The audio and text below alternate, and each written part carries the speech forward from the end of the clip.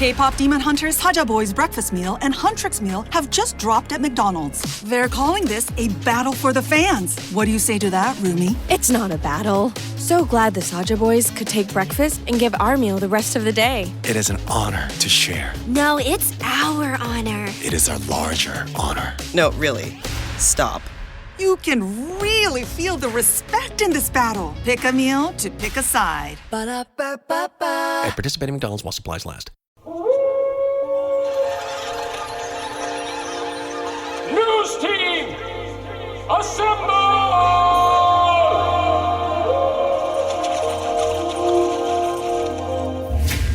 It's back and bigger than ever. It's the Unofficial 40 from Soonerscoop.com. Now, here's the entire Sooner Scoop crew. Carrie, Josh, Eddie, and George.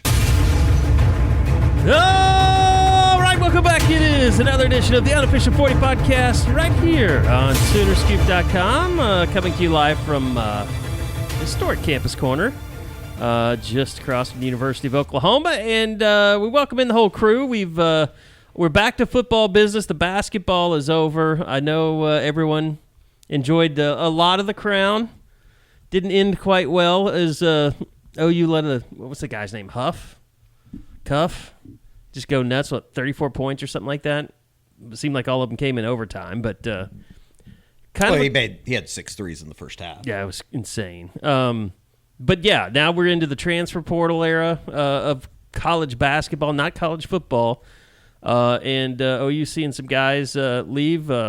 Great name, by the way, too. Honor Huff. Honor Huff. That was his name. Yeah, that's a good name. Anyway, so we're moving on. We were at practice last night. We've got Brent's building up the spring game. It's going to be a big recruiting weekend. We'll talk to Josh about that, who is here. But welcome in, boys. How are we today? Hello. Doing well. Masters Week. It is Masters Week. Great. Eddie's favorite week of the year. It's one of the best. I enjoy it. Feels pretty open this year. Weather's perfect. I don't think that there is literally anything to complain about right now, which is kind of unusual for me. Cade Horton, I'm going to complain about that. We can talk about that later. Just an awful situation for him, but not too much to complain about. I was going to order The Office, a taste of the Masters, but everything's sold out. I've had it before on the I've had like the send-off thing, like that package or whatever you can get. Mm-hmm. It's just not the same. You could probably, and I'm not a pimento cheese guy, so really, I'll go to Ray's and get a barbecue sandwich if I want one. It's cool though. Like I think it's a nice little thing to have if you're having a Masters watch party on Saturday or maybe Friday afternoon. So it's a beautiful experience with the Masters going on this week, and no football responsibilities, no spring game, anything like that. I'm trying to think of like the worst scenario. I don't think there really is one. I mean, worst case scenario would be like, hey, we're gonna have availability at 2:00 on Saturday. That would not be good. Would not be happy about that. We've been pretty blessed though. We were out there Tuesday for post practice. We'll go back out on Thursday for some practice viewing, which we'll be able to record some video from that, and it's been kind of awesome, the amount of access that we've been able to get here over the course of the last couple of weeks. Yeah, really, if the basketball team hadn't gone out to Las Vegas, we probably would have had even more, but short-staffed, all that stuff, so just had one availability, but it's picked back up this week. We had one yesterday. We'll have another. Actually get to go out and watch practice and video practice and show you guys some of that on Thursday. So, echo. It's been fun.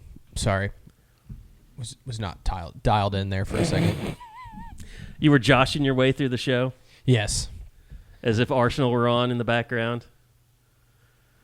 They played yesterday. We are free and clear. Oh, okay. So there's no Arsenal viewing, so that's good news. How are you, Josh? How are the kiddos? How is life in Houston? Good, guys. Coming off Easter, did the big Easter egg hunt over the weekend. So that was, I think there was like 160 eggs between like two families. It was kind of madness. We didn't have enough. They had to feel like they had to find a backup basket. So I can tell you, I had some friends send me some Easter photos. My God, what a production. What you parents go through for Easter, it's just unbelievable. And it seems like it's gotten way bigger, like a way bigger deal. It's like mini Christmas. We're planning out like 2 weeks ahead, 3 weeks ahead, what we're getting them, what's going to be in their baskets, like all that stuff. Hey, kids, turn the radio down for mom and dad. There's the Easter Bunny delivers that stuff. We just kind of we work alongside. But no, it's nuts, man. It's crazy. And then so they open their baskets on Easter morning, and Layla looks up immediately at Tiffany. He's like, "So do we do the Easter egg hunt now?" Right? There's no. We're doing that at your grandparents. You're not doing 2 Easter egg hunts. We're not crazy. We used to do that as kids. I used to get like a Easter basket, which I never believed in the Easter Bunny though. I don't. At least maybe not until maybe I was when I was a little kid, but. We'd always get, Josh, it'd just be candy and then some sort of bullshit gift like a kite. Whoa. Yeah. Same. Race it was always right something. It's always something like that. Like it was always something like that for me growing up. Basically candy. I always thought it was weird, when your parents would, or your grandparents, or somebody would give you like a chocolate Santa, and you're like, no, that's supposed to be for the Easter Bunny. I don't want a chocolate Santa.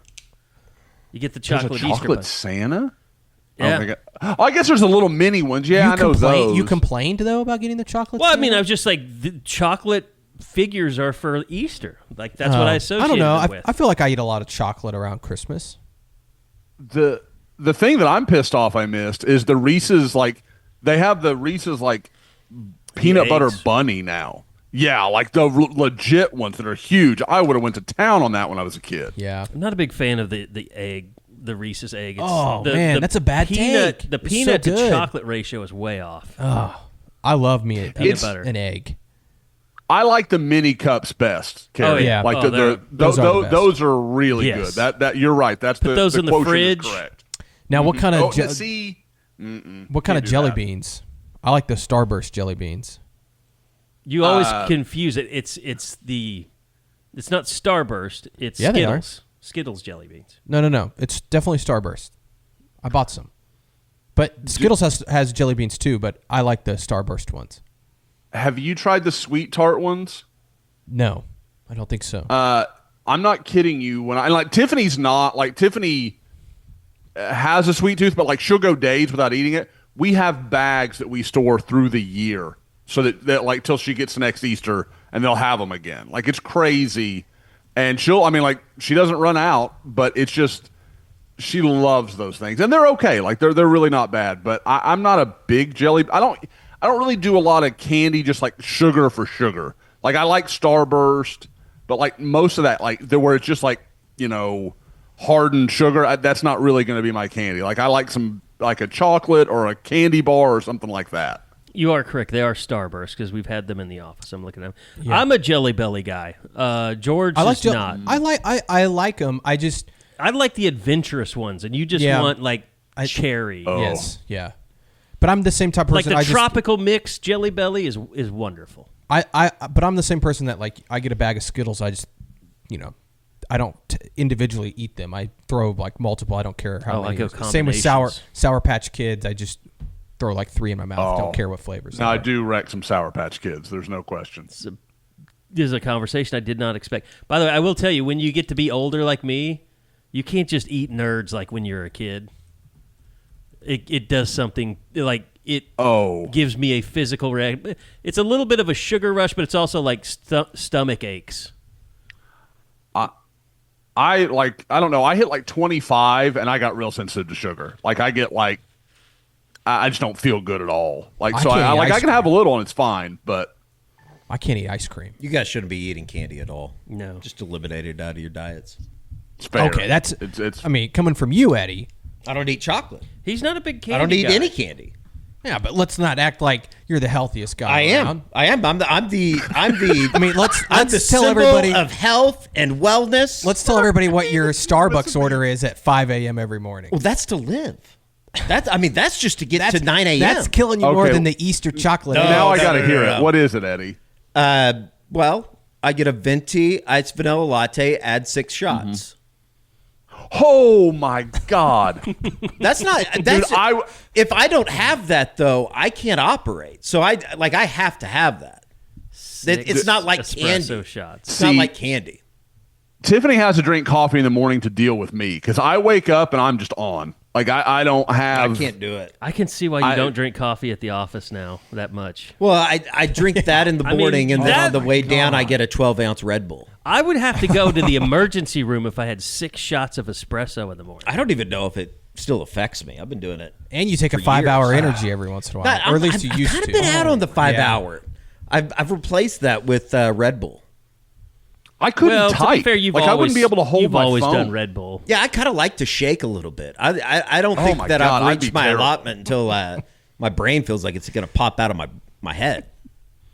I think it's good for you. Eddie's pretty much sandwich and coffee guy. Yeah, that's all you need. That's all you need. If that's what gets you by, man. And a good, shout out Boomerang, a good grilled chicken sandwich. We got a grilled chicken, great grilled chicken sandwich. I had it a couple days ago. It was awesome. Why are you shaking your head, Josh? You don't like no, grilled no, chicken?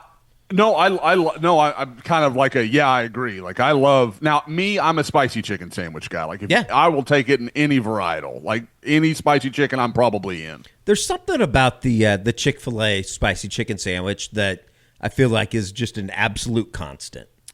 It's never going to be just unbelievable, but it's never going to be bad. It's always just really just solid. A straight fastball. You know what? There's one thing in my head that's ruined Chick-fil-A sandwiches for me. I get Chick-fil-A all the time, but I get the nuggets. But because we get them in the press box all the time, but watching Bob Prisbillo pat down his chicken to get the taste of the pickle off of it because he hates pickles. I get mine no pickle.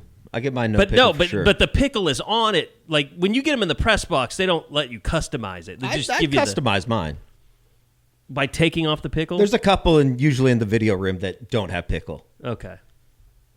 But that's if I eat on game day. I usually don't eat a whole lot on game day. Which is also another wild thing. I don't know how, it'll be a night kick, and we'll be walking back. It's like 10 or 11 o'clock after the game, maybe midnight. Eddie's like, I haven't eaten all day. I'm like, how are you even walking now? It keeps me hungry. I do kind of the same thing. I don't eat usually. I mean, I eat the popcorn. That's about it. That's crazy. I did eat today. I don't eat big portions, but I'm going to eat consistently through the day. Yeah, honestly, that's probably the most unhealthy thing that I do out of everything is just not eat. Is not eat and then eat one big meal. I don't know. Is just terrible for you. 6 shots of espresso every morning is pretty bad. God, that would kill me. I cannot have more than 1 cup of coffee a day, or my heart feels like it's going to just leap out of my chest. Well, it's either that or I have 10 cups of coffee. So I think I'd rather just get it all in one. And I usually just go. You're technically like half, Eddie. Yeah. I usually just dome it too. And that's every morning. It's not for enjoyment. That's every morning. Just about every morning. Not every morning, but just about. Wow. On the weekends, I'll pull back and go maybe just 3 shots. I usually go to Scooters on the weekend. I don't know why. You're doing this on the weekends. You don't have to do that, man. I assumed this was just for radio to get going. Sometimes we got things going on the weekend. If it's come down here for a practice or baseball's going on. If I'm just chilling at home, if I'm sleeping in, I'm not usually going and getting coffee. I'll make something at my house. Is Scooters good? You mentioned God. We really got to get something OU related here, but I think it actually we've got one that just got now. built not far from us. I think it is. Okay. It's April. We'll be I'll be the judge of that. I'll tell them when to start listening, and we haven't met that moment yet. Now, if we start talking about Taylor Swift in August, we'll have problems. We do have a big wedding coming up this summer. Celebrity wedding? Yeah, with Taylor and Travis. Are they getting married this summer? Yeah. I didn't know that. I didn't either. It's My weird girls for have gotten Eddie, older. It doesn't hold the sway it used to. Weird for Eddie to be more like you're shaking right now, Eddie. I mean, well, I'm doing that. I am surprised we're 15 minutes in and we haven't had a comment about Dianna Russini. What happened?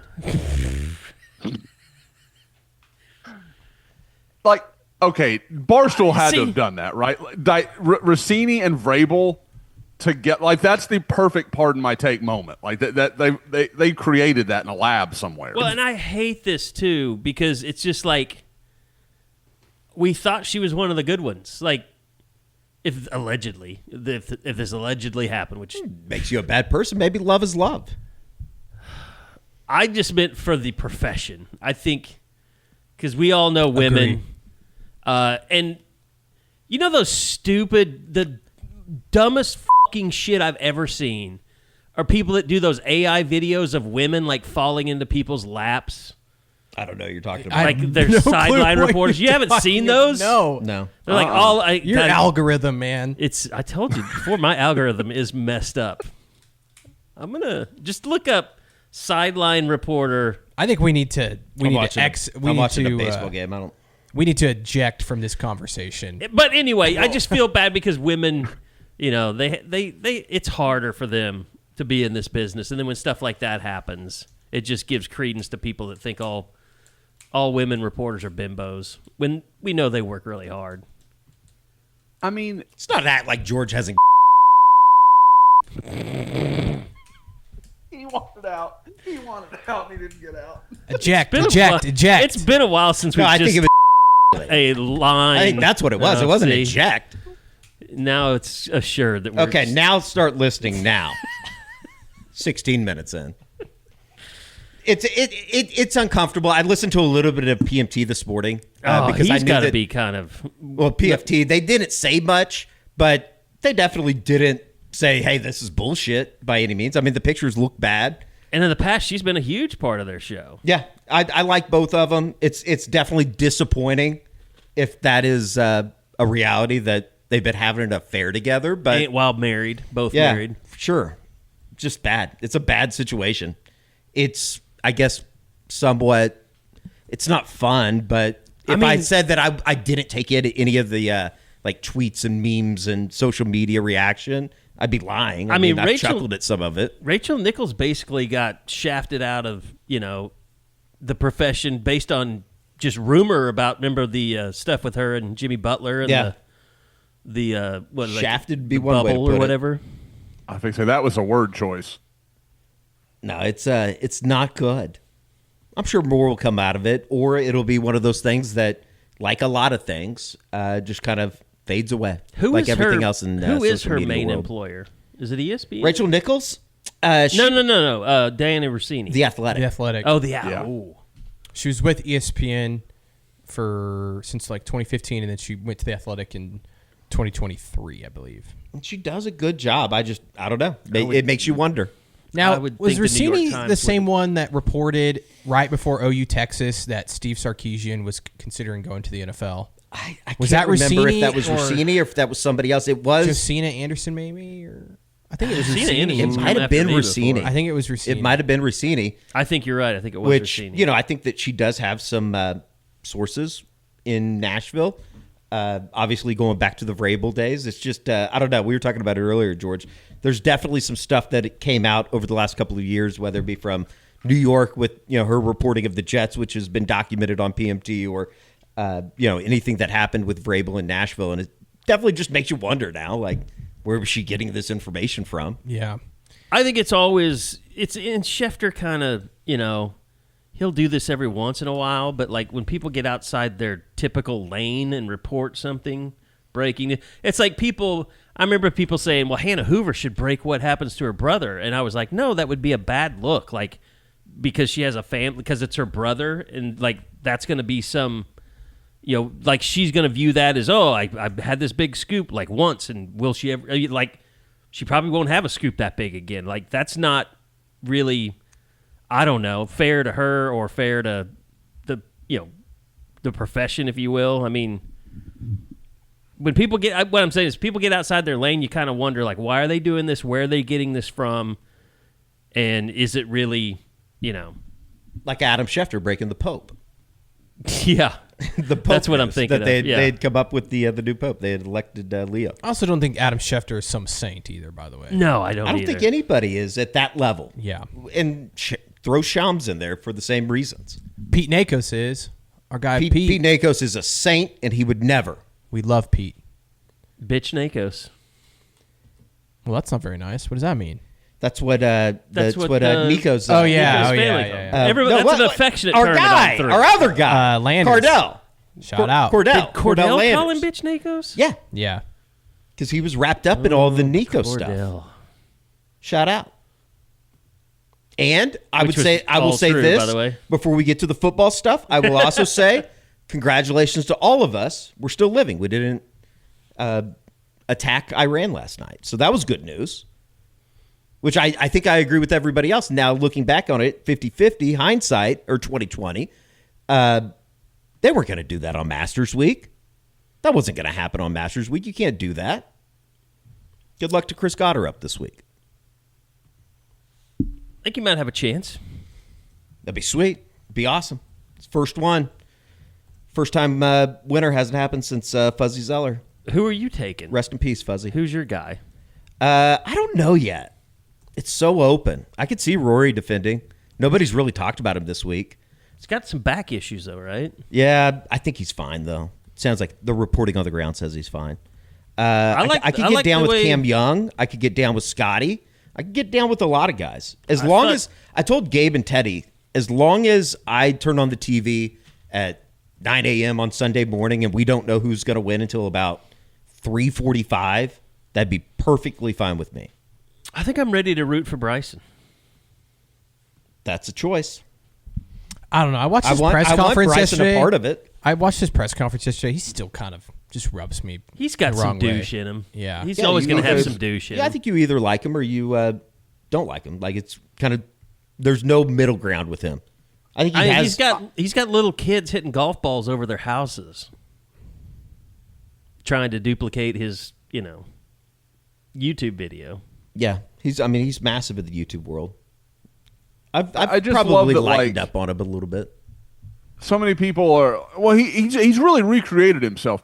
No, he's packaged himself better. Like he's made you like him better. He's still the same douche. I think that's probably, if I had to get on a take, I think I'd probably go with that. You know what? I like him back though. Like I like him back playing. Here's what's going to shape my opinion. If he goes out there and tries to win the par 3 again, like I'm going to be like, okay, this is just too much. I don't know what time he's playing today. I assume he's playing. Justin Thomas already had a hole-in-one on 2. It's just great. It's great. It's great to sit around and talk about golf with the boys. All right. So let's talk some football. 22 minutes into the show. First, though, I want to tell you about Eddie's excellent vision to be watching the Masters.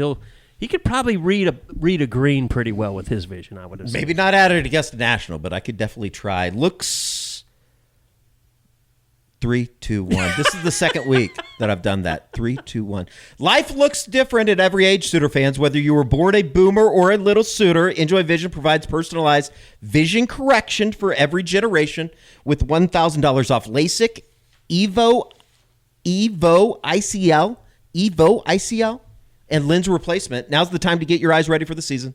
No matter what season of life you're in. Schedule your free consultation and join Gen C at enjoyvision.com. That is the letter NJOY, vision.com. Enjoy Vision. This is where Sooner Scoop gets a fresh perspective. We were out at practice yesterday. We did talk to Brent Venables about the offense a lot and the changes that are being made. And definitely Ben Arbuckle is going to be making some changes, especially with that tight end room. Look, if you want to make some changes in your life, go see our friends at Cody Drug. CodyDrugRx.com. Whether you're looking to drop weight, boost energy, just feel better heading into 2026. Of course, Cody Drug has you covered, just like he has the McQuistion family covered. They offer multiple custom compounded peptide-based weight loss options, including popular GLP-1 medications and performance-focused peptides that help you recover faster, burn fat, and stay sharp. Also, Cody Drug, they love teaming up with Oklahoma med spas and longevity clinics to help deliver high-quality peptides quickly, safely, and with top-tier service to you. So while Ben Arbuckle is trying to get that running game going, while they're trying to get that kick-ass attitude going, you need to be kicking some ass yourself. Go visit CodyDrugRx.com to learn more and see how you can get started. Cody Drug, personalized medicine built for champions, and go check out our guy Will on Instagram at CodyDrugRx. Okay, so that was a big part of that's kind of become the mantra of camp. You got to have a kick-ass attitude to kick ass. And no T-shirts have been made at this point. I don't know if they're going to replace Hard to Kill. But talking to the players yesterday, to me, Lloyd Avant, we talked to him. It seems like something that those guys are really embracing on the offensive side of the ball, the physicality of it. Yeah, it's been kind of a talking point, I think, for Brent and a lot of the players is just having a better mindset, especially when it comes to running the football. And obviously we've kind of talked a little bit about the schematics of it and what that looks like, but it does sound like they've been really focused on just their mentality overall and, firing off the football, whatever that is. I think that seems like and I don't know like how much that is like schematics. Like there's always been talk about, RPO, and you don't know if it's going to be a run or a pass, and so the offensive line's like hesitating. By the way, I don't think the RPO is going away, by the way, that I've heard people talk. Yeah, they're going to run RPO. Everybody does. But how much RPO are they going to run? I have no idea. And what type of decisions are made by the quarterback? I do think, like, just based on Brent's comments, even going back to last year after some of the games, he's like, we got to stop having all these decisions that have to be made. Like, let's just turn around and run the ball. I think there's just a lot of confidence right now within that offensive line. We're going to kind of feature Marion Harris talking after practice on the YouTube show on Wednesday. And his just kind of the stuff that he said about some of the guys that are returning, whether it be Michael Fasusi or Ryan Foje, Jake Michaela, Heath Ozaida, Eddie Pierre-Louis. There's just a lot of guys I feel like that have played somewhat, I don't want to say a ton of football by any means, but they played a number of snaps last year. And I think just like the confidence that comes with playing alongside guys that you played with before should help. And I just think that they're overall more talented than they have been in a long time up there. I'll say this too, when we've seen any kind of inside drills that they've done, we've seen a little bit of that stuff. Like, I do notice guys like Michael Fasusi that are really kind of leading the charge, like out there just driving people and really getting after it. And I think, that's built in. They have a sense of responsibility that, and I wouldn't say it's been gone, but it feels more real. I don't know how to explain that. Well, I think Fasusi, especially when he got here a year ago, he was just swimming, man. Like he didn't know what to do or what, the understanding the pace of the game and understanding what his assignments. And I think the experience, that's real. Like, and you can see that out in just the way he's practicing. And obviously we're not out there for everything, but in just talking to him, he just seems way more comfortable in what they're asking him to do. And then physically, like he knows what to expect. I think that's just a huge thing for him. And even guys like Eddie Pierre-Louis, Ryan Foje, like all those guys have some real playing experience. And I think that goes a long way. And even add, Heath Ozaida in there. With Foje being a little banged up in camp, it's led to more reps for Ozaida. And they got to get healthy on offense. Like I know we're talking about the offensive line, and I don't think Foje's injury is anything too concerning, but like it is kind of I was talking to somebody on the board about this, and I don't want to downplay it because I do think sometimes we're like, oh, it's not that big of a deal. It is a kick in the nuts though that like somebody like Terrell Harris and Elijah Thomas, two guys that we think are going to be a part of the offense next year, just have not been able to practice. But there's that PTSD back there too. That it just seems like when you're talking about injuries, there are specific position groups that it just seems like happens every year. It happens all the time. Wide receiver is one of them, or even running back. Like it just sucks that somebody like Xavier Robinson, who, we don't forget this, I guess, but like you remember him getting hurt at the end of the year, and like if he would have been healthy at the end of the season, how much of a difference that would have made for OU offensively. They didn't have a running back we forget that part in the playoff. Like they did not have like a healthy running back to play in that game other than Jaden Ott. And for him to go down, Robinson, that is, like a week into spring practice, it's just, and Blaylock to not even be available.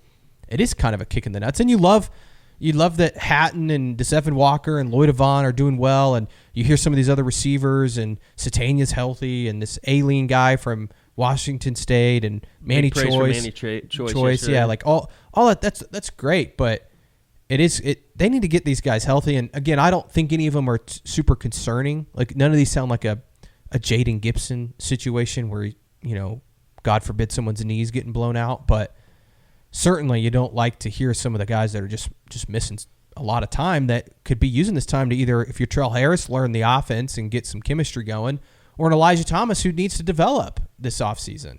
Yeah, and I think that's, as you're saying, when we talk about getting healthy, we're talking about the receivers and the running backs. I mean, that's and key pieces at those positions, not so much the offensive line. The tight ends seem to be all out there every time we go out there. But, I mean, I don't know how much, when you have guys injured, what does that do to, how much you want to put Isaiah Satania out there? Like, right. It's just kind of a... Same with Livingston. I know that I think he was dealing with a little bit of a soft tissue thing, but like I don't think he's been practicing some and been limited, but I think they're kind of like, hey, we can't afford to lose any more guys. Like, let's not overdo it. Well, look at how long it took Giovanni Gibson. I don't know. You can never say that he really did develop a great rapport with John Mateer, but he was with him most of the spring, got hurt late, and then he was out so long, didn't get to do anything over summer.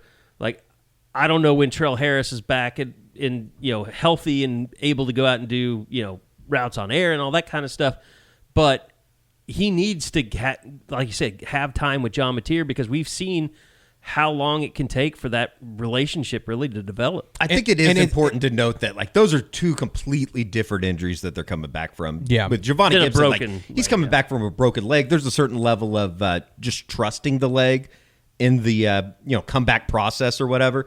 I would think once Trell is given the green light, it's let's get out on the field. Let's start working together. And I do think though, like getting them back as early as possible is big. Like you need to get them this summer doing some throwing sessions, because the beginning of your schedule is not easy. Yeah, so you got to come out of the gate firing. I mean, it's not like you're going to have a ton of time to build up that You're rapport. an underdog in week 2. Yeah. And if you're wondering, Michigan, Georgia, Texas. All right at the beginning. Yeah. And they're going to win, but New Mexico's not just like a show up and win type game. Yeah. You should. Now, if you're the team that we think that they could be, maybe it is one of those types of games. That would be good news. But it is a team that went to a bowl game, almost should have won the Mountain West. I can't sit here and say that I know what they're bringing back, but we talked about Jason Eck last week. He's a good football coach. I think he's going to end up coaching in the Big Ten before it's all said and done. Was he at New Mexico before Utah State? New Mexico State. New Mexico State, okay. Las Cruces. Now, I will say, though, like back on a positive note, I do feel really good about the trenches for Oklahoma. Like, I just feel like this offensive line should take another step. Now, I don't know how I feel good about 5. Yeah, I feel good about 5. I even have heard some good stuff about Peyton Joseph playing some swing tackle, the Georgia Tech transfer. I think Keith Ozaitis come in and he's competing hard. So, like, they've got a couple swing guys. You're going to need some others. They've got to find a backup center. I mean, that's the biggest, to me, the biggest thing that could derail you faster than any I think other Caleb Mead is position back loss. out there doing more stuff, maybe. Is so that should help there. But then defensively, like, some of the stuff we're hearing about some of the young defensive ends and even young defensive tackles, it's like, yeah, they're going to be, as long as David Stone and Jaden Jackson are healthy, which, again, I think they're kind of being way cautious with those guys just because they need them. But I think Jaden Jackson's also proven that he'll play through being dinged up. And I think Stone's injury is not a big deal at all. But just the stuff we've heard about Nigel Smith, Trent Wilson. Yeah. June, those guys are like, that's about as healthy as David Stone and Jaden Jackson have been maybe since they arrived on campus. Yeah. Even Tank Carrington. Sure. Heard his name a ton, like Bishop Thomas. Yeah. And then the ends. I mean, I think they've got a lot of dudes. They should be good up front again on defense. Well, the thing that we had talked about, too, is, we went over all the positions in the last couple of weeks on the show, and I think our biggest question was safety. Like, you love the front line talent. You love Peyton Bowen. You feel like Michael Boganowski's going to be a guy.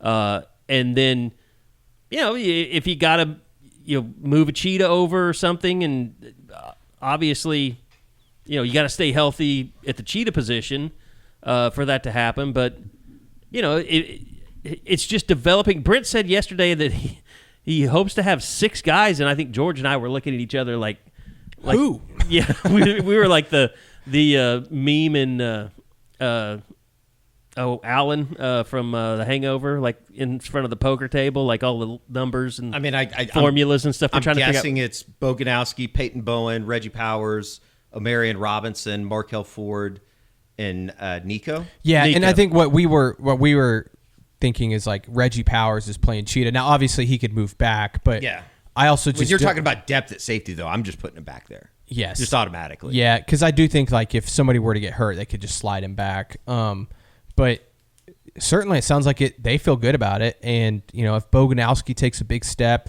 Omarion Robinson sounds like he's having a really good spring. Like they trust him to play either safety spot. Obviously, Peyton Bowen, again, not something that we technically forget, but like he was so good last year. Like we probably didn't talk about him enough. Like he was. Well, he came on late, and he was so good late with the turnovers, the big interception against LSU. Well, and he just was really good in coverage, was physical. No one goes to Hank's for his spreadsheets. They go for a darn good pizza. Lately, though, the shop's been quiet, so Hank decides to bring back the $1 slice. He asks Copilot in Microsoft Excel to look at his sales and costs and help him see if he can afford it. Copilot shows Hank where the money's going and which little extras make the dollar slice work. Now Hanks has a line out the door. Hank makes the pizza, Copilot handles the spreadsheets.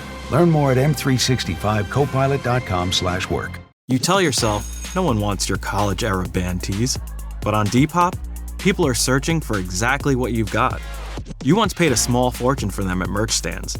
Now, a teenager who calls them vintage will offer that same small fortune back. Sell them easily on Depop. Just snap a few photos and we'll take care of the rest. Who knew your questionable music taste would be a money-making machine? Your style can make you cash.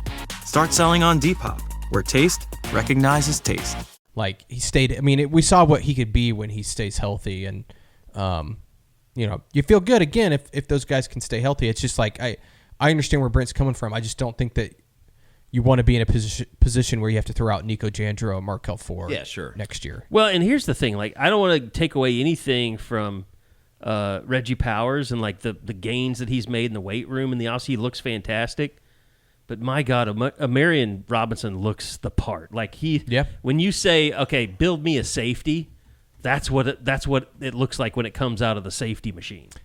I think Brent said in one of the interviews that talking about Omarion Robinson, he's a dude that will come up and crush your soul or something. Yeah, I think so. And that's what you want. Quote about him. That's what you want from your safety. So, and he talked about it a little bit yesterday. Just he got his feet wet a little bit last year. But he just talked about, from a middle standpoint, he wasn't anywhere near close to what he is now. And knowing that he's going to be stepping into a larger role, it's kind of like one of those moments, like the time is now. Like the opportunity is there. So, yeah, it was really just kind of a big personnel discussion yesterday with Brent, and that was fine with us. I mean, it's always good to kind of get to know what the roster's looking like, what the depth is looking like. And it does sound like Cole Sullivan's coming along well. And he physically looks awesome. So I know that and I think he has great instincts. That's kind of what Brent alluded to yesterday is like he might struggle here and there, like picking up what they're asking him to do, but his experience has shown. And I think that that's kind of saying like, hey, he's got really good linebacker instincts. He's going to play a lot. It's just about how much it can click. And man, he looks awesome out there. So, and James Nesta, I think, is another one that's really coming along that they like. Taylor Heim, all those guys. I do think that it would still help to get Owen Heinecke, and we can get into that if we want. But yeah, let's do it. I mean, obviously, the 16th, 2 days before the spring game, he meets in the court. Yep. To see if a judge will, I guess, grant him an injunction. Yeah, that's what. Yeah, and I want to talk about it because the rebuttal came out, and you can go see it. Colton Soley did a really good job at the Oklahoma and of reporting it. Davis Cordova at the Norman Transcript too. And the rebuttal basically is the NCAA's response to the petition for the injunction, correct? Basically their stance on it. And I'll just say this: reading the rebuttal, I think it's really strong.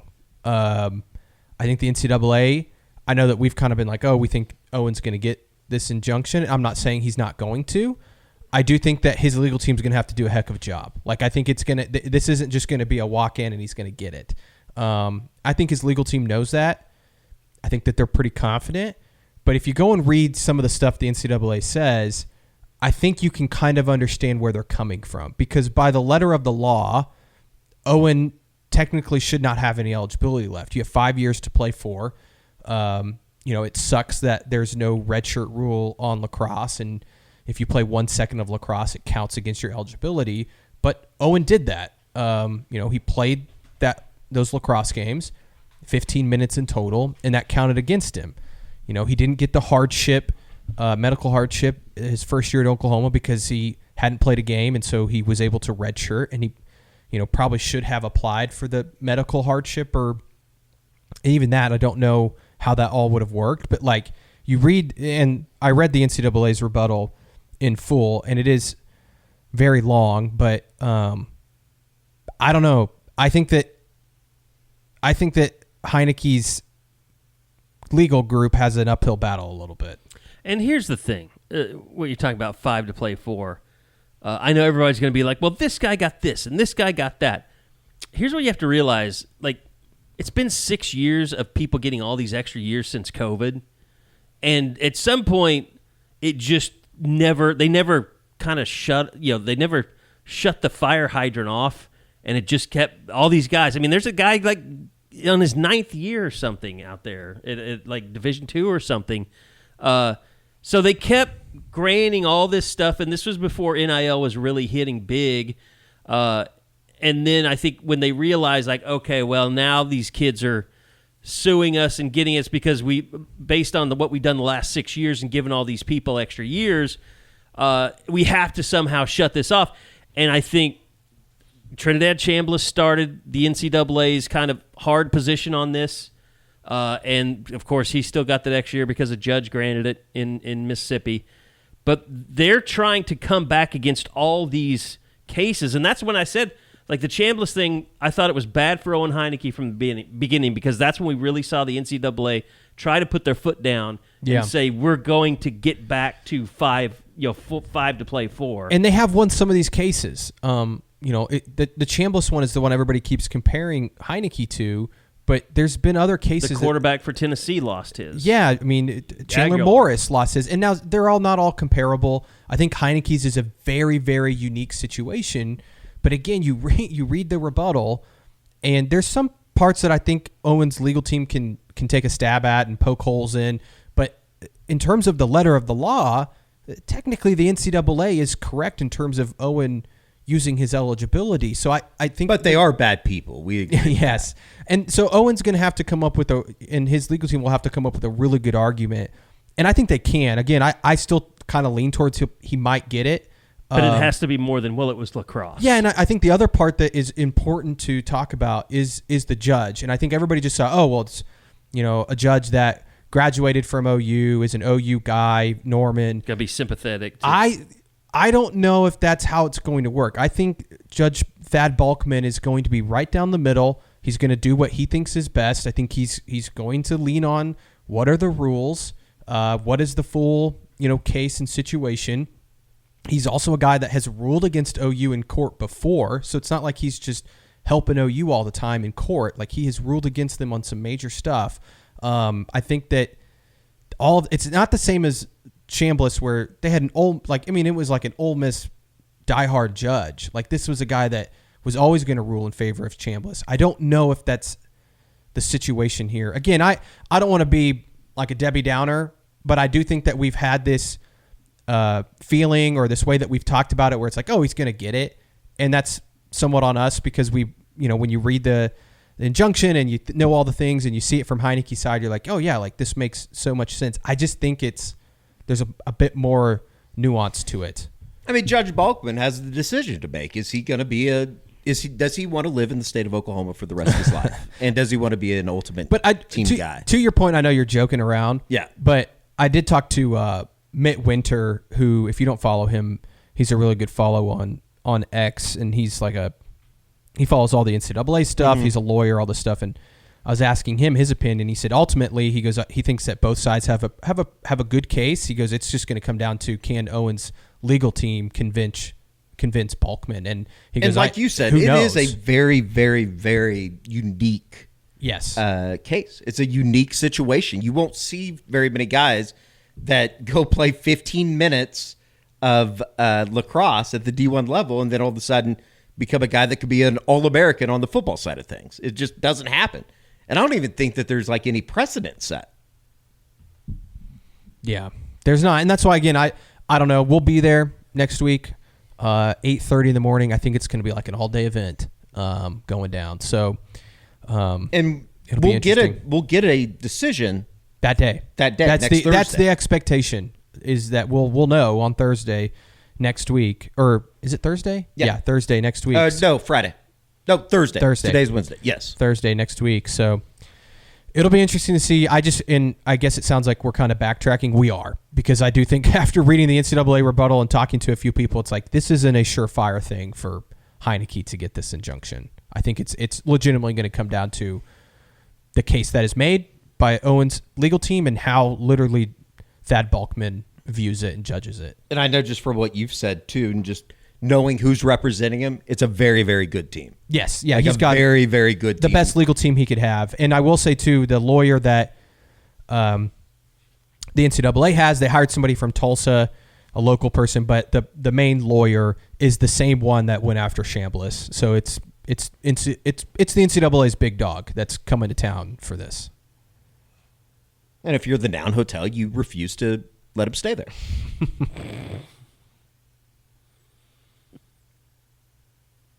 All right. So anyways.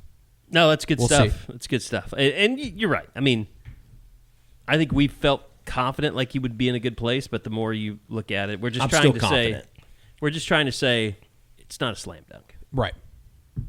It's like a I'm not even going to say. Never mind. Lob pass. Got to get over Mara. I think it's like an open three-pointer. Oh, well, you say you Is make Lou those all Dort the time. shooting it against the who's Lakers? shooting? I don't know. That's the thing. It was Isaiah Joe shooting. 6 threes last night. By the way, I was driving home, and it was 36-30, and Matt Pinto had one of the biggest meltdowns that I've ever heard on the radio, and it got to 42-42. That's hard because he has a lot of meltdowns. It was a really Matt good Pinto meltdown. had a night last night. Who was he blaming?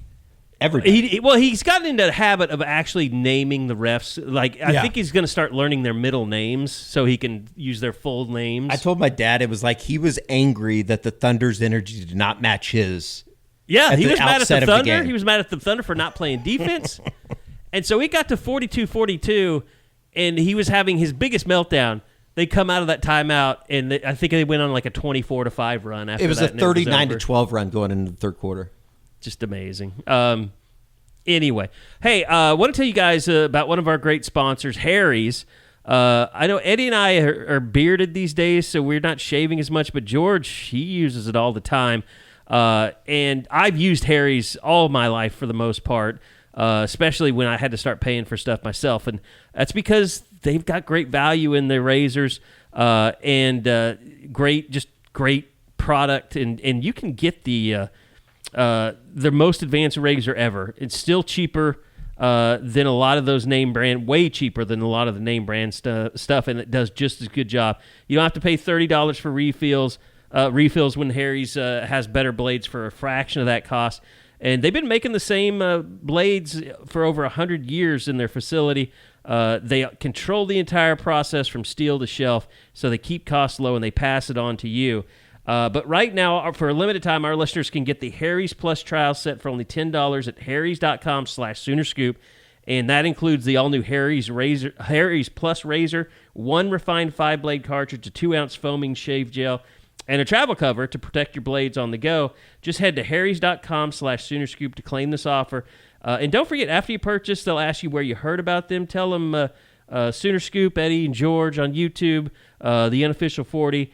And that way they let them know that you guys are supporting them and supporting us. And that's harrys.com/Soonerscoop.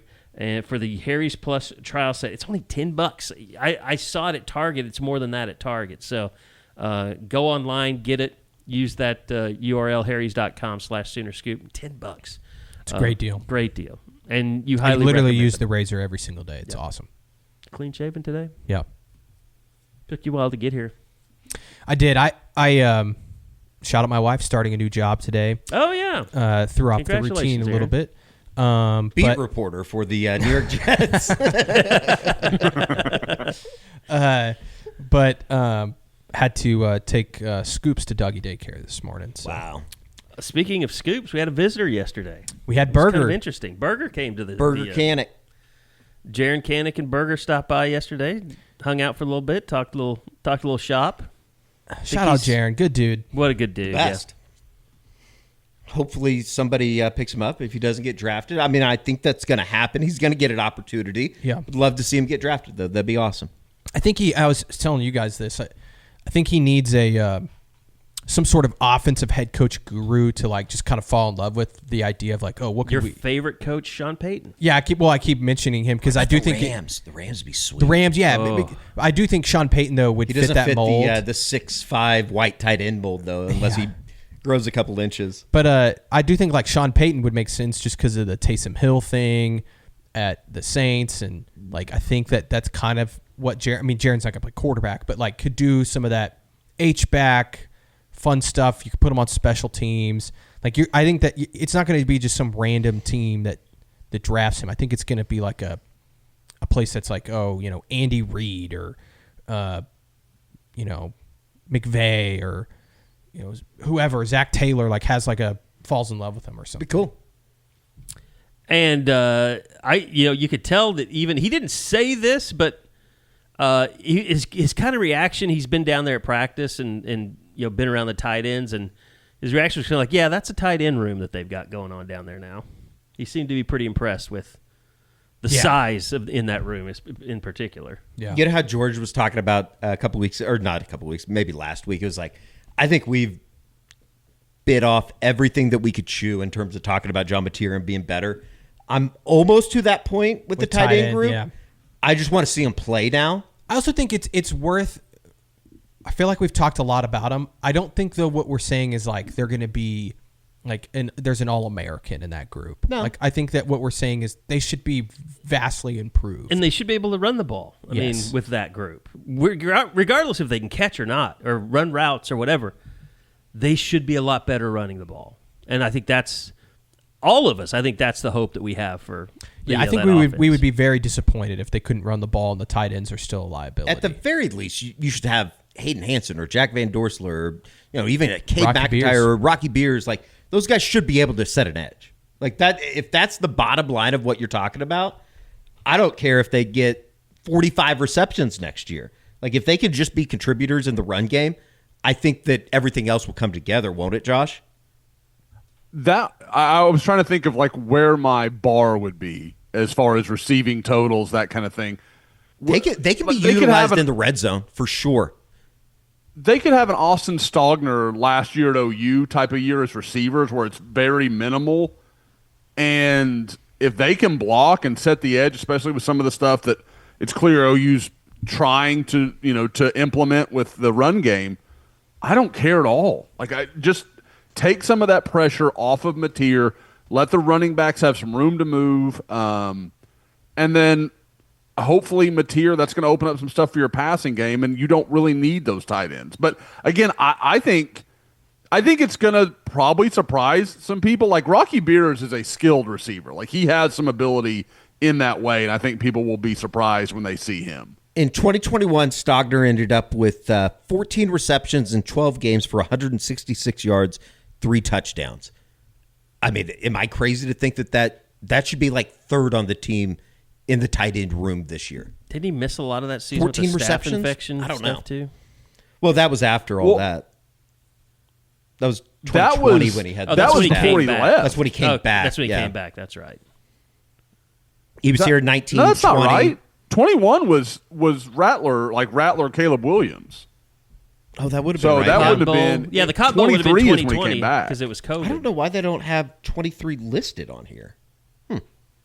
They have 19, 20, 21, and then nothing. I was like, I knew it was 23 or 24. Yeah, 23. He had 17 for 196 and one touchdown. And that makes a big difference to me than the 14 for 166. Like 17 for 190. Okay, like I'm a little bit more amped for that. But yeah, I mean, Eddie, you could be right. That could be the third tight end in this group. Like that's a possibility because that was something that we expected last year. was them being able to use something in the red zone because they worked on it a shit ton when we were out there. It just never came to fruition. And remember how bad they were in the red zone a year ago. They scored, but it's because Tate Sandell was kicking a bunch of field goals. It's still so sad that Jaron Koenig did not get a touchdown last year as well as he played. Yeah. That was kind of that was on all of our wish lists. We hoped something would happen, especially like in a big game. Mm-hmm. Would have been nice in that Alabama game. Did throw one, that'll though. forever be great trivia. Yeah, like what had the fake field goal touchdown pass. How did Jaron Koenig score his career touchdown? Well, he did score a touchdown. Yeah, I know. That's what I'm saying. Like that would be great trivia. Like because a lot of people are gonna be like, "What? I don't remember that." Oh yeah, on the punt return against Temple in what was that 24? I think that's right. Correct. I knew Boom. it. I knew it. Year I was not sure about. I remember the Scoop HD highlights. It was a good one. Well, it's because the offense was so bad that whole game, and then that touchdown kind of like covered it up to be like, oh, they still won by 40. Yeah. But what was the final 34-3 or something like that? No, that was the final of the Illinois State opener. And did they play Houston the next week? Yes, and they almost lost. Yeah, and it was a very close game. And then you realize, but listen, I think Seth Luttrell is going to get this thing moving in the right direction. I will say it's so funny. Go back and listen to the post-game pod from the Houston game. They're going to figure it out. No, it was a meltdown. We were like, this could be really bad. Yeah. Hey, good on us. Yes. We were right. We saw it. We're kind of known for our meltdowns on the proceeded post-game to pod. Good on you guys. I probably wasn't there. Then we proceeded to pick OU, I think, probably the next 6 weeks. And they were like 1-5 in those games. Matt Pinto listens to our post-game pod, and he's like, man, these guys really... What an honor that would be. These guys really complain a lot. Matt Pinto doesn't seem like the type of guy that's putting his feet up on a college football Saturday and taking in a lot of games. A lot of that has to do probably with the NBA already started, but... Yeah. He's knee-deep in the NBA at that point. I mean, they start in October. God. All right, so Josh, gonna be a big recruiting weekend when the spring game happens. What's the early return so far in terms of? I would assume most of the 2027 commits will be in town.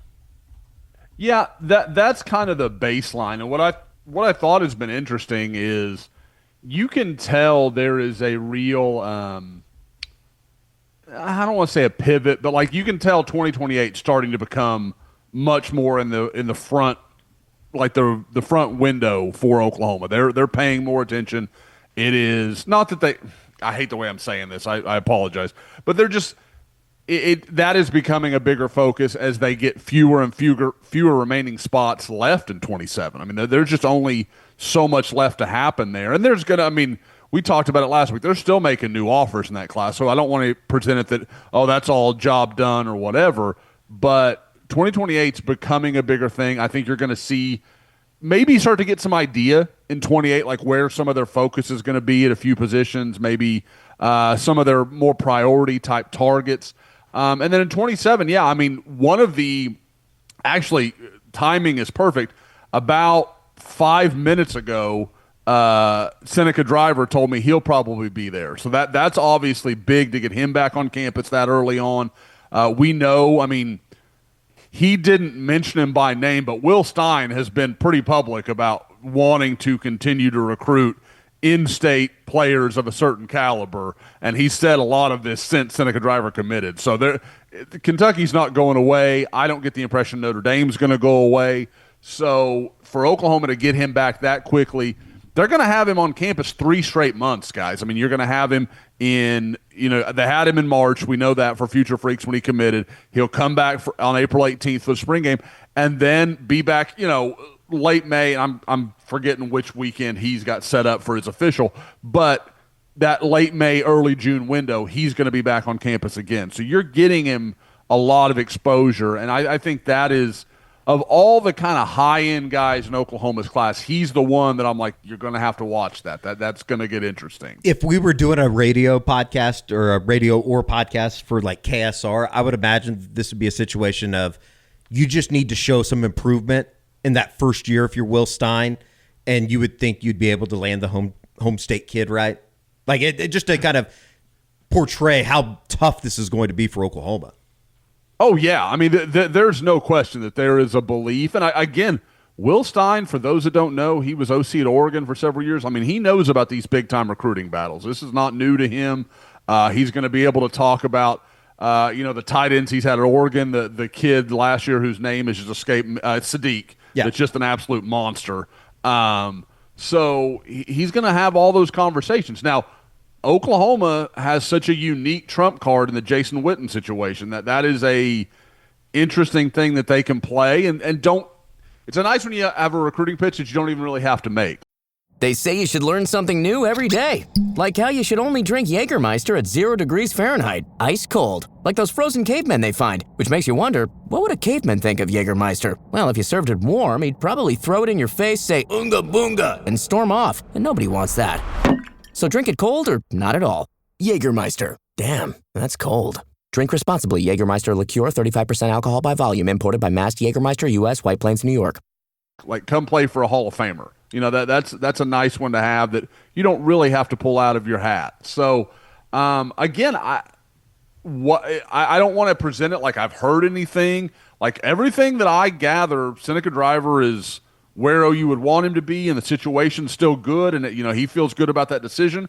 I just know in-state pressure, and especially in places on SEC turf, man, that in-state pressure is real. It's a hard thing to get over the line, but Oklahoma knows that, and they're doing their work. And if there's one state where you kind of were like, okay, maybe in-state won't be quite as bad, you'd kind of think it's Kentucky. I mean, they're going to be focused on, getting that basketball program right. How do we get that back on track? So, again, I like what you're hearing. But, yeah, to your overall point, Kerry, to your initial question, I do expect most of the 27 class to be there. Now, I know some guys like Crew Jones won't be there. His next trip back will be for the spring game, or not for the spring game, for his official visit. So there's going to be some deviation, but I would think for the most part, anybody within reasonable range will be back in Norman.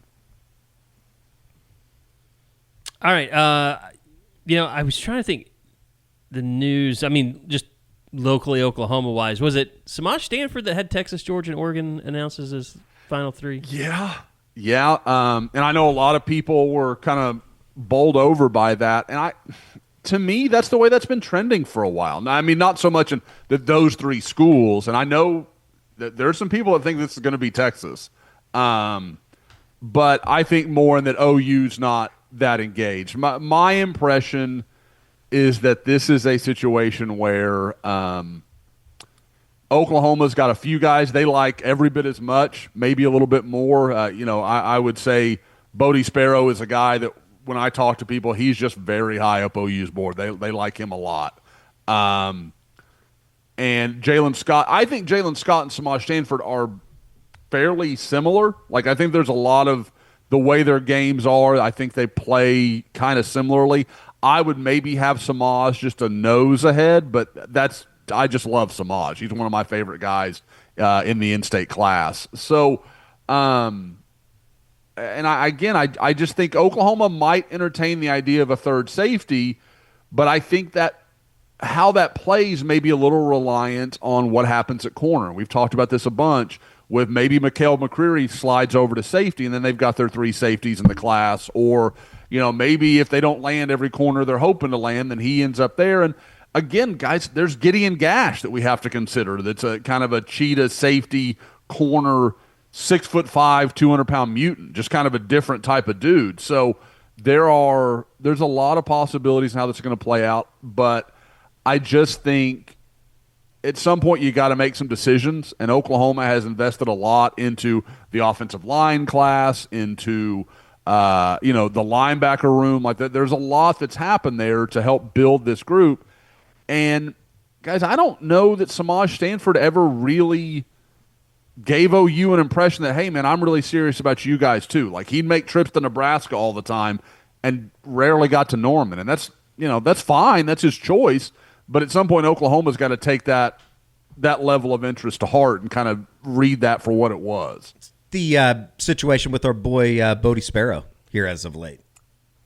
I continue to like what I hear. He's going to be on that late May weekend. He'll be there with Crew Jones, who I mentioned earlier. They are good buddies. It wouldn't surprise me at all if I don't have his first name, Uhila Wolfgram, the other kid from Utah that they offered recently, the dude with the neck. For those that have seen his picture, you'll know what I mean. It wouldn't shock me at all if he's there that weekend, because he will be at OU for the spring game. He's one of the 2027 guys that I know will be there that is uncommitted. So that's definitely a name to keep an eye on. And I get the impression that he's a guy Oklahoma thinks could be a really good fit, kind of for what their needs are, for what they're thinking. Guys, almost in like a Kenny Ozawalu. Like, I'm not exactly sure where he'll end up. Like, he could be a tackle, he could be an end, but he's just really big and he's athletic and strong, and it's kind of like, well, we'll let that work itself out. So I think that might be kind of what you look at in that situation. But again, we'll see. But I do think that they are, like I said, a lot of this is pivoting to 2028, and I did want to kind of follow up on something we talked about a lot last week with the Micah Rhodes stuff. I don't expect that situation to correct itself. I think that is Micah Rhodes is going in one direction, Oklahoma's going in a different direction, and everybody is fine with that. And again, like, people want, like, oh, is it NIL? I don't think that's what it was. I just think maybe it wasn't the right fit for everybody involved anymore. And that's, like, again, that just happens in recruiting, and it's fine. And the thing I'll say, when you look to what, because I've had a lot of people ask me, like, well, where are they going to go at running back? I would look to some dudes with some size. Like, I think that is something that I hear from people that talk about Dylan McCullough and what he wants to find. He's not going to find dudes that won't run through tackles. Like, he's going to find physical backs. That's fine. And I will say, from what I've gathered, that group will fight for Keldred Ben until maybe they die. Like, they love Keldred Ben, and I think that is part of it as well in 2028. Of, like, if we're not sold on this guy, like, we are going to go all in because we love Ben and we want him to be part of things, and we think anybody that's going to come in and compete with him is going to have to fight. Like, that's kind of the impression I have. Yeah, I would say DeZephan Walker and Jonathan Hatton are pretty much the train tracks that OU is going to be going down from here on. I would agree. I think that. Is that wrong? Like, in the SEC now. No. Exactly. Like, after what we've seen over the last couple of years, give me all the guys that can break tackles. Now, you hope that obviously the offensive line's not putting up a brick wall and I don't can't run through it. But and I don't think that means that they're going to shelve Torrey Blaylock. I mean, no, they're going to be behind him, but he's a physical runner. Yeah. The one that's interesting, though, guys, is Jackson Stokes is already committed. And he's more of a kind of all-purposey kind of guy. Now, the last measurements and stuff I have on him are pretty dated, so I don't want to, like, present that as, like, well, okay, compare that to Keldred Ben, who I saw a couple of months ago in person. But I do think it is an interesting conversation to see where that goes. And the thing I'll remind people, if I say this, and then you look at a guy like Jeremiah Love coming out of high school, he wasn't like a 215-pounder or anything. So I don't think Dylan McCullough is, like, dogmatic, like it has to be this and none of that, and we don't accept anything else. But I think if all things are equal, he's going to shade to the bigger back that he can run between the tackles a little easier. Yeah, and we were talking about this the other day, out at practice. Like, it's so impossible to tell, from the way that people practice, like, who's going to be the physical guy, who's going to run through the trash better. But, like, you certainly give yourself a better chance when you have guys that look like DeZephan Walker. Yeah. No, again, I love how impressed everyone's been by him, because he's one of the few guys in class I just had so little exposure to. All right, outside of that, like I said, the 2008 stuff, like you said, the 2008 stuff getting more traction there, but I don't know how much, people are still kind of learning the 2007 guys. So I don't know, going deep down that rabbit hole is the way to go right now. But outside of that, 19 years ago. Outside of 2000, did I say 2008? You got it, Josh. You caught it. God damn it. I'm just going to shut up now. Bury my head in the ground. 2007, great year, I will say. What did I say? 2007. 2007. You just subtract 20 years. Like when you talk about 2028, I guarantee you're going to say 2008. I don't have this problem when I'm sitting at my computer because I can see it. That's my problem. I think spell check has ruined me. He isn't sitting in front of a computer. I'm not typing, though. I'm sitting here watching audio levels go up and down. Check. Yeah, they work. Yeah, I'm done. Josh, anything else you want to add? With dates that are correct. Nothing huge. I mean, we've got an update on the front page actually, as we are talking right now, with Keone Snipes, Jamison Roberts' teammate, talked about his relationship with Todd Bates and how, everybody loves to talk about the poetry stuff, and I thought it was interesting because he kind of went into what it really, he's like, that's cool, and it's kind of different and it's unique. But he talked a lot about what it is about Todd Bates that he respects so much and why that's really been the basis of his interest in Oklahoma, even beyond, his relationship with Jamison. But of course he talked about Jamison working on him a lot. So, but again, I would expect, and again, I've kind of been asking a few people trying to get a better idea of the exact number we're looking at for this. But I mean, I would guess probably 40 to 50 visitors is kind of what I'm betting on. They won't go. OU's been really good since Brent arrived of not going nuts and doing 80 where they just can't manage it.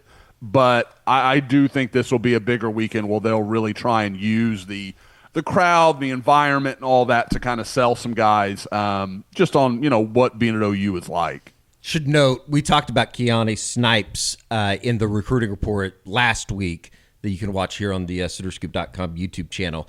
He was down in New Orleans. Josh was able to see him in action at the Under Armour camp. Good video. Definitely worth going to see. He was really, Big really dude. good. Big dude. Yeah. Yeah, I like that dude. He looks good. All right. It's not been great for the baseball team recently. They did beat Dallas Baptist. Swept Dallas Baptist. First time since 2010 in a season series. The Alabama series, though, was you just can't give a team 8 runs in the top of the second. They got some things to figure out with LJ Mercurius. He's been getting banged around the last couple weeks. But with that said, I don't think that pitching's a problem for them. They got to get production from the middle of the lineup, and Jackson Willis has been pretty good. We talked about it ad nauseum in the game threads and some of the baseball threads on the Crimson Quarter. They got to get production from Dayton LaChance, Brandon Brock, Jason Walk. They need to get this lineup going, and hopefully you saw something moving in the right direction on Monday night down in Dallas. They had 13 hits, 6 doubles, 2 home runs. Kind of big weekends coming up. They got Missouri next weekend when they come back to Kimry. But this weekend, going to Nashville for a Vanderbilt series that you should win. You should go on the road and win. RPI is still really, really good shape, 16, something like that. And, right in the middle of the pack in the SEC, which is just a shit show when you look at the standings. So, not terrible, but certainly not great. I mean, the way that they lost the Texas series, we talked about that last week. That was a pitching problem. Yeah. Last week, I thought against Alabama, it had more to do with the bats and the opportunities. They went 2 for 12, I think, with runners in scoring position on Saturday in the rubber game. The Friday game was just... Well, they won. Oh, yeah. It was just... Well, they won the Friday game, Thursday game. The one where Brock had, the 2, I'm going to call them pass balls. I'm not going to call them pitches. That was Saturday. That was okay. the rubber game. I was thinking it was Thursday, Friday, Saturday. Yeah. But it was Thursday, Friday, Saturday. Okay. That was the... So they lost the rubber game. Yeah, game. that was when they gave up 3 runs. 3 runs in the first inning. Yeah, you got to get your ass down and block the ball. I mean, they're 2 changeups. It's not like he's throwing stuff in the dirt, in the turf. It's just kind of inexcusable, really. Yeah, it's just getting lazy. I mean, and that being the first inning, not knowing that would be the difference. And, Brock did end up, I think he scored a run or he drove in a run. He drove in a run, I think. So he got one of them back, but they lose still. the series. Alabama had scored 1 run after the second inning in the 3-game series. Yeah, it's crazy. And they lost the series. Like, it's just... And you didn't have, like, that. crazy wind or anything like you had against Texas A&M? I mean, wind's never just it was beautiful. Great, but, it was beautiful out. Yeah, it's just the focus at bat has just not been good. And hopefully they're headed in the right direction. It was good to see, like, just, Brendan Brock had 3 hits. Probably should have had 4 on Tuesday night. Got robbed in center field of 1. But Dayton LaChance got on, like, 4 times. Had 2 really hard hit balls up the middle. It's like little things like that. You hopefully can take a little momentum into Nashville and play against a Vanderbilt team that I think you should be able to compete. You should be able to go win a series. So is Skip's attitude kind of like, just look, we're playing okay, we just need to do a few things better here or there? Yeah, I think so. No panic. I don't think there's any panic, but on the stretch that they bid on, coming out of that weekend where you take 2 or 3 from Baton Rouge or from LSU in Baton Rouge, I think you felt like you played pretty good baseball. Like, you played pretty good baseball, all things considered, down in Austin. You just weren't able to get over the hump. Can they get Taki going again? Yeah, if he gets onto the field. He did play on Tuesday night. That was the first time he had started since, I don't know. I don't have it in front of me, but I would say it's been, like 8 games, 9 games, because LaChance has been playing at first. So it'll be interesting. The lineup thing that they did on Tuesday. They moved Brock Tuesday from home plate, right? No, Brock still caught, if I remember right, but they had Walk playing third, and they took Branch out of the lineup, which is another bat that's been really struggling. And you could still put in Kyle on the back end of games if you want to get him in defensively. It'll be kind of interesting to see what they do on Thursday night. That was kind of one of the questions that I asked Skip about on Thursday morning. Oklahoma softball has a new star. They're dominant. They're badass. And it sounds like the pitching is coming around. And I don't know if that's all kind of coincided with Jen Rocha getting back in the dugout, which is awesome to see. Yeah. We'll know how good they are this weekend. Yeah, this is it. I mean, this is the Friday through biggest, Sunday. But, I mean, the craziest stat ever, Kendall Wells, 30 home runs in 40 games. She's unbelievable. She has like, I don't know what the number is through the weekend, but she is up to 30. The ball that she hit on. 37 is the record? Yes, Allo. It's incredible to me that she has I think it's like 47 hits and 30 or home. Is the record. 30 home runs. So she's having the best freshman season of any athlete ever. When are teams going to start pitching around her? I don't know. Like just walking her. I mean, it's just not. It's hard. It's hard to do that though, easy because to do. It's hard to do that because you've got all these other girls who are also having. I mean, they're not hitting 30 home runs. But do you want to walk the freshman and then have to face Ella Parker or no. Cassidy Pickard? Yeah, like it's a good situation to be in. But like you said, George, I think we can not necessarily make proclamations over a 3-game series. You're going to have a pretty good idea where this thing's at after the weekend down in Austin. Yeah. Okay, George, we have to talk about Audi Crooks, if she is in the plans for Jennie Baranczyck or not. So, Baranczyck. I think that there's definitely interest. At least you didn't say Sherry Cole. Yeah. Okay. Okay, McCulloch.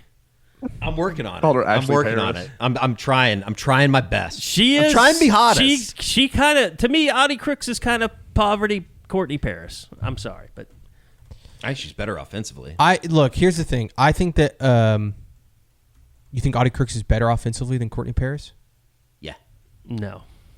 Offensively, I Courtney Paris is a better player. She's not better than anybody defensively. If you've seen some of those videos that are out there, they're awesome. And was awesome that the TCU in like game? a bad way. Yeah. My God. Anyways, I think that I didn't know you could foul out without playing defense. I'm sorry, George.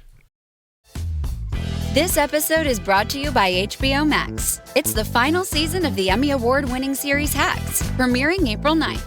Starring Gene Smart and Hannah Einbinder, Season 5 finds comedy queen Deborah Vance returning to Las Vegas to solidify her legacy. Don't miss the premiere of Hacks on April 9th, exclusively on HBO Max. And listen to the official podcast on Spotify and HBO Max. Subscription required. Visit hbomax.com for details. I think there is some interest in terms of like. And for people that don't know, she is the rather large female on Iowa State's team. Yeah, she's second leading scorer in the country. Can score extremely well, like Eddie said. Does not play any defense. Does she fit Can I talk but does for she 1 fit second? Jennie Baranczyck's? That's what I'm about to get to. Yes. I mean, she doesn't. She doesn't fit it. And I think that that's what OU's trying to grapple with is I think that Oklahoma would like to get somebody who can score, obviously. Smart to do that. I think to replace Reagan Beers, which is not easy to do. Audi Crooks, in that regard, is the best person available. The problem that I think Oklahoma is facing is she doesn't really fit their system. And I'm going to guess that the price tag is extremely high. And Oklahoma's other areas they need to fill. Point guard now. Yeah, and Chavez will be the point guard. But, yeah, losing Van, you're going to need another guard to play alongside Chavez. But, I don't think Audi Crooks will end up in Oklahoma. I don't know for sure. I think the interest is real there. If she took a visit, it wouldn't surprise me. I think Notre Dame is also very involved. Maryland is another name that's involved. I know Tennessee tried to get her to enter last year in the portal. She didn't. I don't know how interested in Tennessee. I'm sure Tennessee's interested because they don't have an entire roster right now. Do they have a coach? They have no players. No, she's still there. She's still there. They have no players on the roster. So I don't know. I know that they are. I think it's more of a priority to get someone like an Addie Brown, who is also from Iowa State, which I think people are kind of getting confused. But she is really good. She averaged like 12 points a game, 9 rebounds a game. She can play guard. She can play on the wing. Like she'd be a perfect pairing alongside Chavez. Best backcourts in the country. Yeah, I mean it would be a really, and she can shoot extremely well. Like it would be a really good pairing with Chavez, and then some of the other names out there like Mia Woolfolk, who I think would be a really good fit for Oklahoma from Georgia. I think OU has some interest there. She's like a forward center. She would start for you. She scored 30 on OU earlier this year down in Athens. So she'd be a good player. And there's a few other names. I put up a story on Sooner Scoop with a list of, I think it was like 8 girls that I think OU might be interested in. Keely Parks, the 5-star guard from Norman that ended up going to Kansas. I think OU's interested. I don't know how interested. I think she might end up with K-State. Her sister plays for Kansas State. But there's some other names. But Carrie, I'm kind of with you. I don't really see the Audi Crooks thing. It doesn't make a lot of sense to me. But at the same time, it'd be kind of electric if they got her. I mean, I was critical about Reagan Beers at times, but I mean, she'd at least tried hard to get up and down the court. Yeah. I mean, she's large girl. I mean, doesn't run particularly fast. Like, are you talking about Beers? Yeah. I mean, I would push back on that. Beers, you go watch her. She runs the court. I'm saying she gives effort running the court. I don't think she's slow because she's big. She's lumbering a little bit compared to Zaya. I guess Beers was a better fit because. And even Beers talked about this when she first got there. She didn't feel like she was a perfect fit, but she learned how to play in the system. But she could run well, and she was very durable. I just don't know if Audi Crooks, you'd have to slow down. You would have to change its pace of play. You'd be 4 and 5 at times. Yeah, and maybe that'd be good for Oklahoma. Maybe Jennie is like, hey, clearly the fast pace isn't getting us past the Sweet 16. Maybe we need to change things up. But I don't know. Turnovers are what's hampering. But that's also the reason why Chavez has come to, but I think some of the turnovers are generated by their playing too fast. Right. But the whole reason Chavez came to Oklahoma was to play fast too. She wanted to play in the system. So I don't know. It's an interesting position. I think they ended up getting her. I do think that they really want Addie Brown, Audi Crooks' teammate from Iowa State, and I think she would be an even better addition just in terms of what they're looking for. But they're gonna have to get a little aggressive in the portal with several spots because you got to replace Verhulst. You got to replace Reagan Beers, and then you need some depth. You need some girls that can come off the bench and can score for you. Why is Zaya Van transferring? She wants to be the star. I think she wants to be the go-to person, and clearly with Chavez, that's not going to happen. And I think that ended up being kind of the deciding factor. Talking to some people, I think OU was a little surprised by the decision, but not when she made it. I think that there was some talk before the NCAA tournament that this was a thing that could happen. And so it did. And I think that Zaya is looking for a home where she can be the go-to player. Now, I will say, I don't think she's officially in the portal yet. And if there's one of those situations where maybe she changes her mind, or Oklahoma says, hey, you still could have a prominent role, which she would obviously start for Oklahoma. Maybe she changes her mind. I don't know that for sure. I haven't talked to anybody, close to Zaya to know that, but it is interesting. She's not officially in the portal as of right now, I don't believe. So, but I don't really expect any other departures. How much could Lofton cushion that blow? I think Lofton's a nice player. She's got to work on her shot. Her jump shot's a little clunky, and she couldn't really score. She's a great defender, and maybe if they can help her score a little bit, but she's also not like a primary ball handler. I would say, she's not somebody who you want bringing the ball. She's up. athletic and she's quick, but she's. But not like this Addie Brown girl, she could play. She could play some point guard for you, and they're also bringing in a guard that was a top 100 recruit that I think could play for you as a true freshman. So they got some there, and again, I think that they need to get more shooting. They got to get some shooters around Chavez, because I think one of Chavez's things that everybody looks at the box score and sees she scored so many points, or she made so many 3-pointers, or missed so many 3-pointers.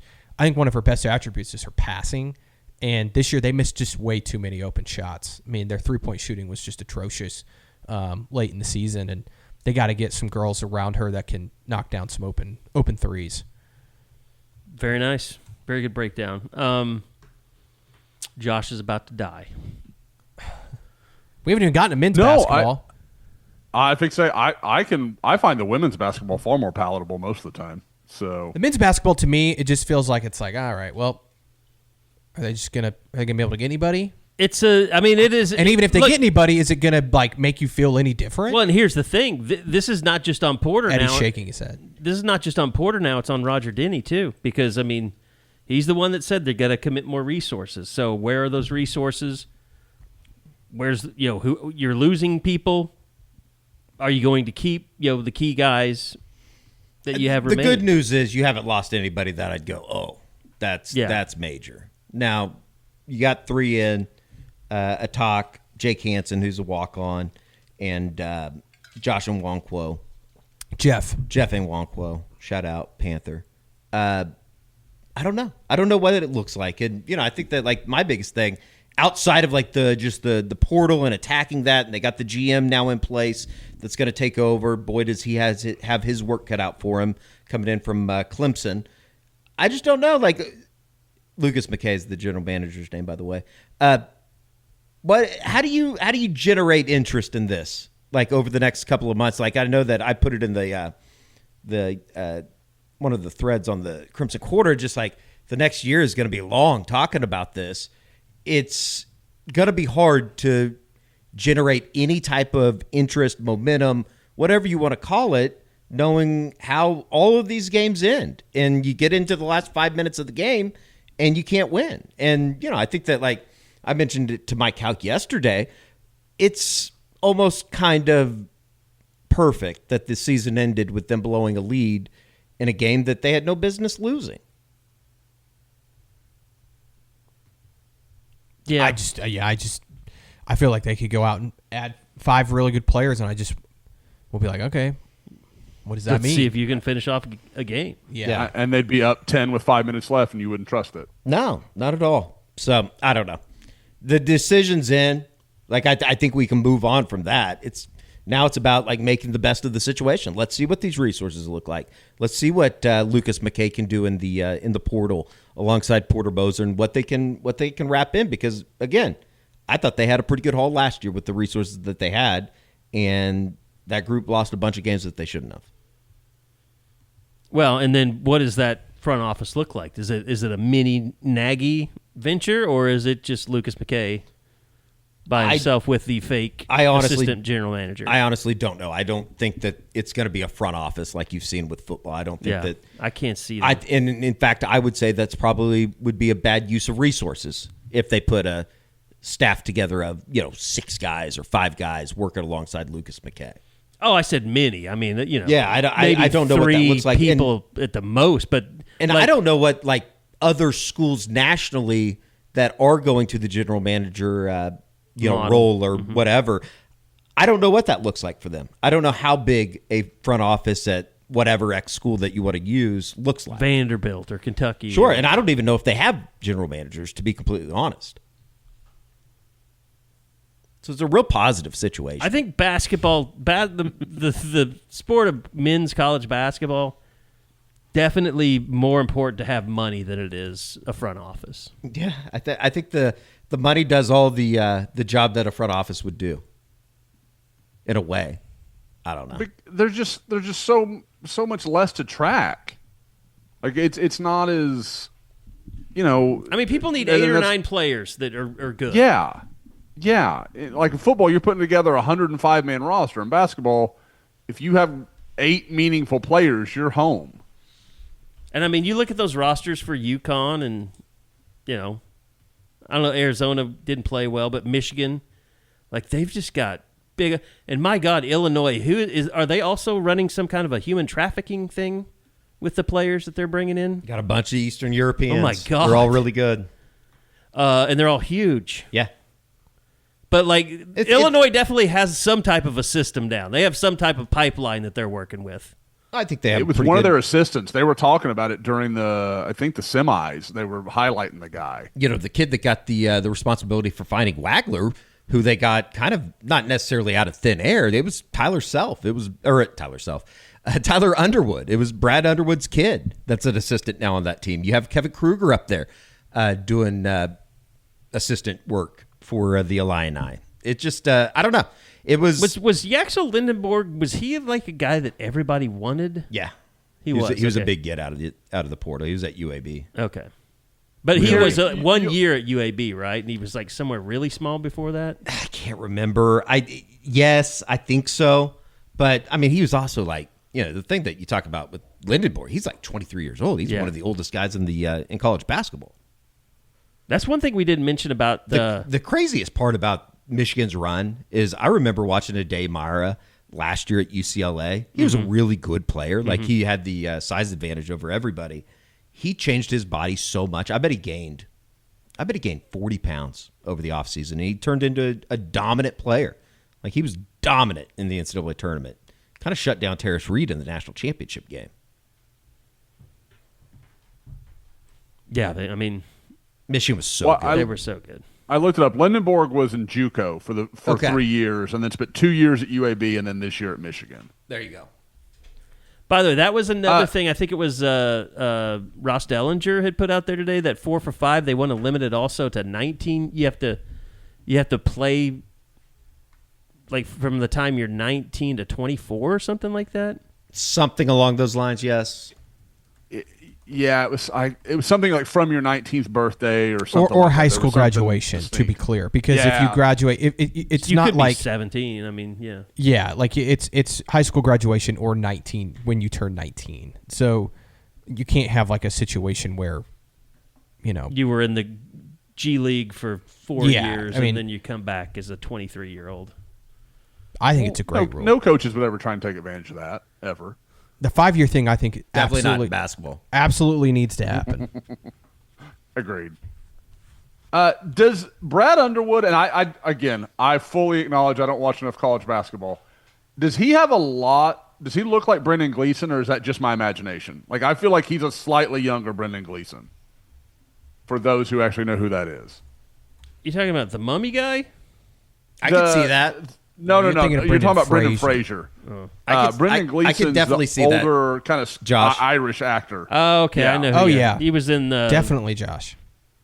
I never had noticed it, and I was like, God bless. There's a lot of similarity. He'll play him in the movie. I don't know what the movie is going to be about. Wasn't he one of the main guys in Braveheart? No. Yeah. He was definitely in it. What was he? He was in Harry Potter. He plays the Mad-Eye Moody. He was in Gangs Potter. of New York. He was Hamish Campbell in Braveheart. Yeah. Hamish. He was also in Troy. Yeah, he was in Troy. Troy. Far and Away. He was in Michael Collins. He's been in some some great stuff. Oh my God, he was in Lake Placid. I forgot he's the sheriff that gets eaten by the alligator. Spoiler. I was going to watch that this afternoon. Yeah, I'm sure you were. Shit. He was in Edge of Tomorrow. Oh, he was the general in Edge of Tomorrow. Tom that's Cruise. Right, he was. truly underrated movie. That's a great movie. That is a great movie. Is that about Scientology? Sort of. It's about reincarnation.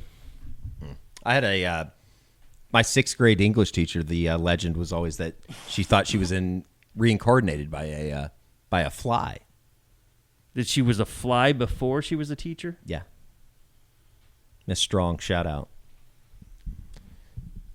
All right. True story. I don't. How would we know what was true or not coming from? That's a true story. I've told it before. All right, guys. Anything else you wanted to get off your chest? I think we've had. I don't think so. We've had weirdness. We've had a thing. This is one of those shows where people are like disappointed. I didn't forget to start recording when we started. I think.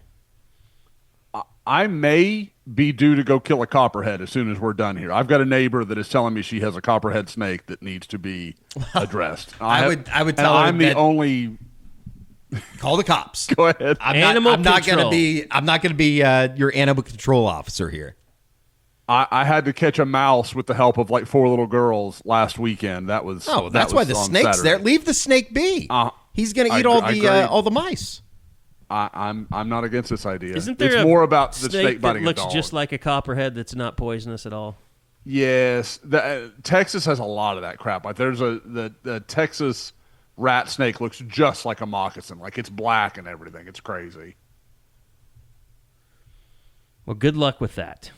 Yeah, I got that to look forward to. So if you get a call from the hospital, you'll know what's happening. Take your phone with you so you can see, like if it's a diamond-shaped head that they're poisonous, and if it's rounded, they're not. My older brother used to make me chase moccasins when I was like 7 with him. So I went to that rattlesnake thing one time that they have at the state fair. Oh, you couldn't pay me enough. That'd be horrible. It was just a big thing of chicken wire with like 100 rattlesnakes in it, and this crazy guy walking around with a cowboy hat, and he's just picking them all up and moving them around. And I was standing right there, and I was like, I'm going to get out of here. No, thank you. That's somebody just waiting to die. It's a lawsuit waiting to happen for sure. All right, Josh, I appreciate it. We will have a recruiting report, and we'll have an even bigger one leading up to the big visit weekend with the red and white game coming up. Also, more from practice, more practice reports coming out there, and we'll see if we can do one big hoops report wrap up with Bob here as the portal opens and more activity starts to happen. So thanks, everybody, for listening. We'll be back again next week for another edition of the Unofficial 40 podcast right here on Soonerscoop.com.